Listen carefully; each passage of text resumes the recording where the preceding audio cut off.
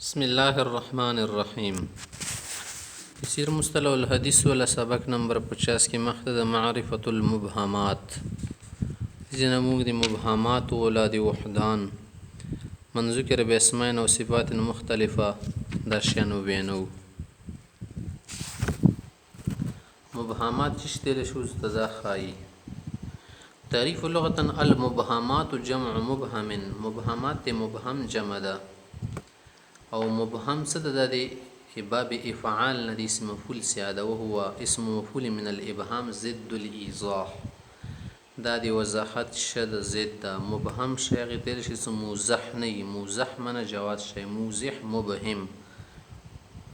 نور الايضاح نور الابهام. اصطلاحا هو من ابهم هو من ابهم اسمه في المتن او الاسناد من الرواه. دا چې د متن کې نوم مبهم راغلی یا په سند رویانو کې او ممن له علاقه بالروايه روایت سره تعلق کې څه طریقې سره کمزې کې د نوم شي پاتې کړل شي ذکر نشي نزي ته مبهم یل شي. من فوائده دي مبهم په جندل مت څه فائدہ حاصلېږي. ان كان الابهام في السند كسند کې ابهام ورکی دا فائدہ حاصلېږي فاستفاد منه معرفه الراوي ان كان ثقه او ضعيفا للحكم على الحديث بالصحه والضعف. چې روي بو پیژنو کنه چې روي دی و پیژنو لو کسي کې حدیث و صحیح وي او که ضعیف حدیث به ضعیف ویل شي. نه حدیث باندې حکم لګولې د پاره د روي پیژنګولي ضروري وي. وان كان في المتن كفمتن کې ابهام ورکی نه فله فوائد كثيره فائدې دي ابرزها جوات پیدا ده چې معرفت صاحب القصه او السائل چې کم سړی صاحب قصای چا په باری حدیث یا شی مسله ته پوس کړي یا ته پوس کون کوي ندی پته ولګي حتی اذا كان في الحديث منقبه له که په حدیث کې سم منقبت خصوصیت او فضیلت عرفنا فضل او فضل په پیژنو یعنی کنه اس ذلك کبد شیطانی فیصل بمعرفته نو دغه پیژن کولی نه دا پیدا سلیږي چې سلامت من الظن بغیره من افاضل الصحابه چې د دین خو مسلم پاتې شو کنه روغ به پاتې شو چې په بل چا باندې د شی ته ګمان ونشي. کیف يعرف المبهم مبهم په جندل څنګه شي يعرف باحد امرين کوم یو کار وکي د غدو کې ته په جندل شي بوروده مسمن في بعض الروايات الاخرى بل ځکه قانون خودلی شي وي مونږ ته پته ولګي دي چې ما کاسې چې کم په نورو کې دي بتنصيص اهل السير على كثير منه چې اهل سیر تاریخ ولکم کسان دي هغه د عمل مول شي او که خیالي چرته کې نبی سیده اقسامه د مبهم قسمونه يقسم المبهم بحسب شده الابهام او عدم شدته. کله کله ابهام سخت او کله کله سخت نه دي په اعتبار سره تقسیمیږي ل اربعه اقسام سالور قسمونه تا وابدا بشدها ابهام. اول ز تصح قسم خایمه رجل او امراه کله کله خزي یا سړای د حدیث ابن عباس لیکن ابن عباس حدیث ده ان رجلا قال وسړي یا رسول الله الحج كل عام چې هر کال به حج وی کدا صرف یو کال وی نو هر کال کشي نه به مشکل شي پیغمبر سم د ذکر د شیان سونه ما کوي او دا کس شو ډېر په شریعت معاملات باندې کوئی کس نه و نه دا سړی سوچو په اخر څوک کس ودا شي یو کس د ستابوس یو نه توي چې هذا الرجل هو الاقرع بن حابس دا اقرع بن حابس یې بودی دا تبوس کړیو. الابن والبن کله کله د شی وشي چې زوینه مخستینی شي خو ابن فلان لشي بنت فلان پته نه لګي ناغه معلومات ضروری وي. ويلحق بالاخو والاخت یا اخو فلان یا اخت فلان رغلی ابن الاخ ابن الاخت رغلی چې د پلانی وراره یا وريري د خبره کړي بنت الاخ بنت الاخت ورزه خورای که حدیث میاتیه لکه میاتیه ولا یو حدیث تاسو ویلی په غسل بنت النبي صلی الله علیه وسلم پیغمبر صلی الله علیه وسلم د غسل ور کول پیغمبر سم دل چې بما ان وسدرن او بو کې ولا بیر پته میلا کې د سره او کې شرط تنظیم رسی نه دا څو غوا چې د پیغمبر اسلام لور ته غسل ور کول نه غلی هي زینب رضی الله عنها زینب دلته کې بنت النبی لفظ راغلی دی، نه د کومه لور شوه، دلته کې ته وضاحت وکړو. العم والعمة بیا کله کله داسې شي چې ترور او د تر خبره پکې راشنده شي، ته ویل حق بالخال والخاله،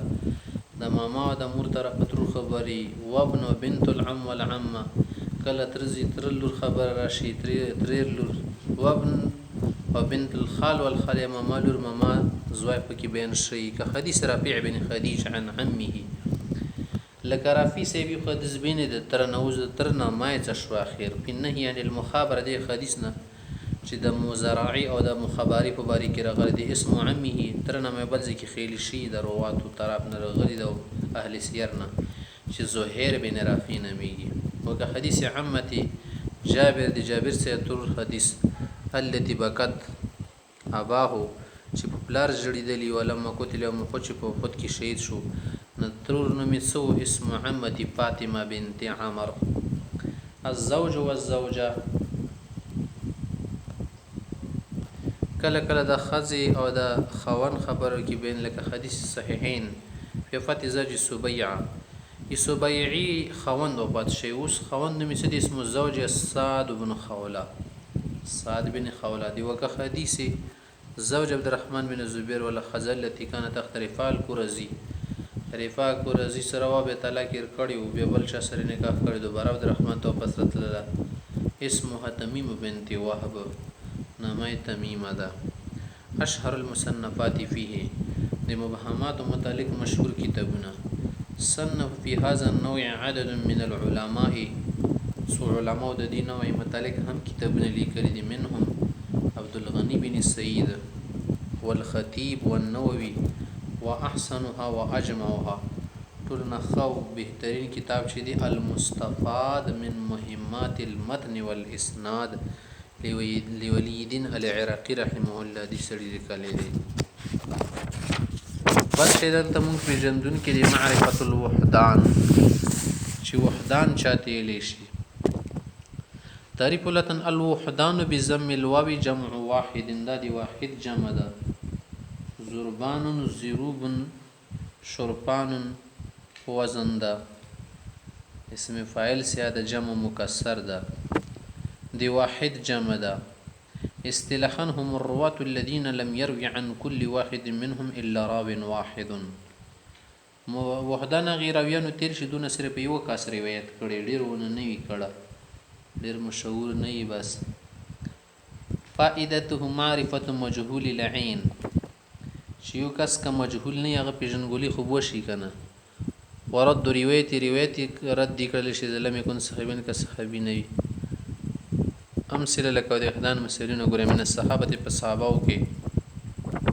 عروه بن مزرس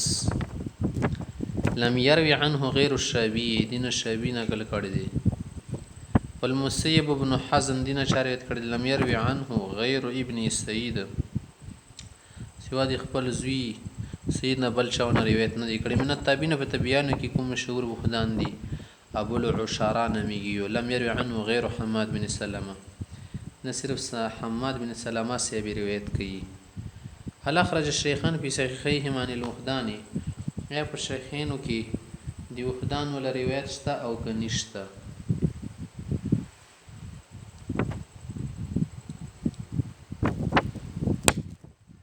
ذکر الحاکم فی المدخل په مدخل کې حاکم سے ذکر کړ دي ان الشیخین لم يخرجا من روایت هذا النوع شيئا شیخینو د شیت سره روایت نه دی راوړي، لیکن جمهور المحدثین قالوا جمهور علماء ویلي دي ان فی صحیحین احادیث کثیره الوحدان من الصحابه د صحابه ول چې یوازې یو صحابي نه روایت یو کس نه روایت کړي د شیت روایت ډیر دی پکې. لکه یو د پکې حدیث المسیب دی مسیب له حدیث په وفات ابي طالب د ابو طالب وفات مبارک رغله د خرج الشیخان بخاری مسلم کې شتابل ده حدیث قیس بن ابي حازم عن المرداس بن اسلامي مرداس اسلامي سے نقل کړ دی يذهب الصالحون الاول فالاول چې نیک خلق به مړ کې دوشي زیب یو بل پسې. ولا راوی لمرداس غیر قیس مرداس نه صرف قیس نقل کړ دی ول حدیث اخرجه البخاری بخاری شریف کې دا راغلی دی. اشهر المصنفات په دې کې مشهور کتابونه مسره دي کتاب یو دي المنفردات والوحدان للامام مسلم رحمه الله. لسم نمبر شی دلته کې موږ ملمون کې د معرفت من ذکر باسماء غروي چې ډیر نمونه راغلي وي او صفات مختلفات یا صفاتونه ډیر راغلي وي به پیژنګولي نه کیږي څو پر وضاحت ونشي. تعریف هو راوین دا غروي او صفه باسماء صفاتونه ډیر وي یا نمی ډیر وي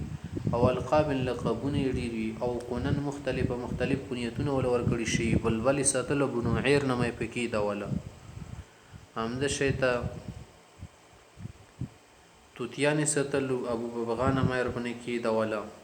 همد شیطا درې زمون ابو سلاس نه مې پکې دا ولا یو لور فاطمه بن ابو فاطمه نه مې پکې دا ولا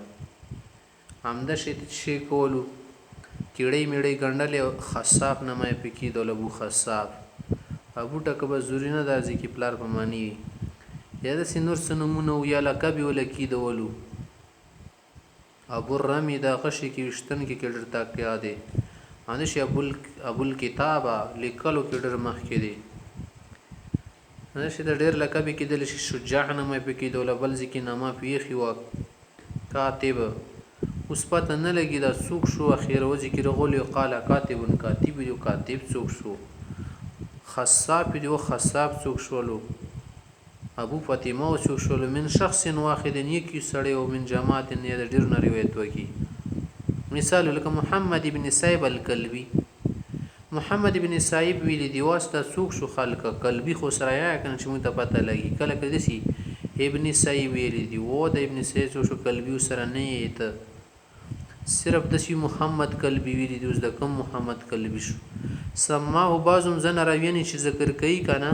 ودی چې ابو النضر یلی دی اوس ابو النضر مونږ ته صفته مونږ ډیر پیژنو محمد بن صاحب قلبی وسما بعضم زن تی حماد بن صاحب زکه دی نامه حماده وا ز سما بعضم ته ابو سعید نه او شخص واحد نه یو سړی دا من فوائده فائدې سری د شیانو پیژندل عدم الالتباس په اسماء شخص الواحد یو سړی دی هغه په نامه کې سړی ګډ وډ نشي سنوري مطلب یو نو واخلې بل څه بنوالي وعدم الظن او د ګمان ونه کې چرته به اشخاص متعددین لکه د ډیر کسان ډیر نه یو کس یې نامي ول ډیر یې خوي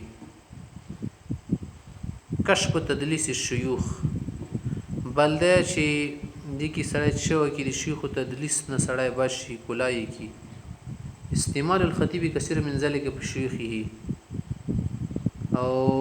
خطیب سیده شته ډیر په خپل شیخ کې استعمال کړی دی په يروي په کتبي مثلا کله کله په خپل کتابونو کې د روایت کې انا بالقاسم الازهري انا بد الله ابن بالفتح الفارسي وانا بد الله ابن احمد بن عثمان السيرفي والكل واحد الان کې د یو کاستا کله ته بالقاسم نه کله ته صرف ازهري نه کله بالقاسم ازهري شي کله بد الله ابن بالفتح فارسي شي کله صرف عبد الله شي وغيرها نه د شي تخلق کله کور کې د نامې کې غدي چا د پاره ډېر محبت په واجب دی یا د نفرت په واجب دی نه د شي تراوینه په جنګولي ضروری ده. اشهر المصنفات په ایضاح الاشکال للحافظ عبد الغني بن السيد بل مسر موضح اوهام الجمع والتفريق للخطيب البغدادي رحمه الله.